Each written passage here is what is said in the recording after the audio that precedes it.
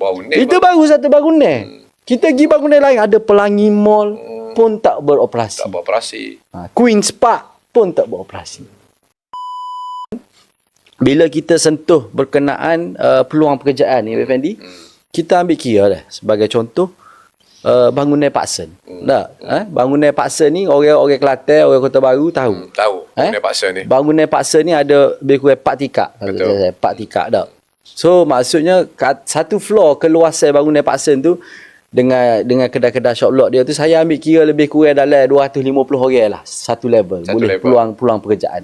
Tak capur hok kerja dalam Paksen, hok daripada kedai-kedai. In total kita ambil mudah-mudah 250 orang. Betul. 4 tingkat dah 1000 peluang pekerja. Betul. Bukan sahaja peluang pekerjaan tu.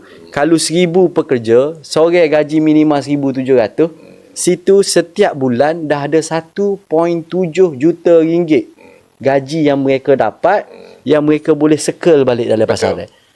Untuk peniaga-peniaga. Betul. Tapi apabila satu, bukan saja masalah kecacatan mata. Saya nak Abang Effendi sebut dari segi kecacatan mata, pemandangan bila bangunan kosong. Dia bukan sahaja kecacatan mata atau pemandangan, tapi we lost the opportunity to create jobs.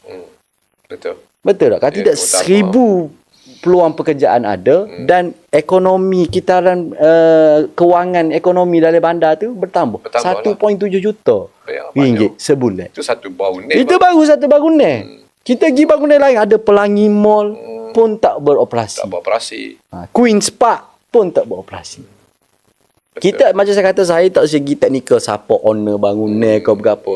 Sudah pasti kerajaan perlu fikir cara untuk hidupkan kembali. Supaya ekonomi ni start naik balik. Betul. Barulah ada buying purchasing power. Betul. Baru dia secara tidak langsung domino effect, ripple effect dia akan menghidupkan perniagaan-perniagaan lain. Bukan sahaja kedai makan, kedai jual go ni. Dan sebab bermacam-macam lagi. Betul. Taraf kehidupan bertambah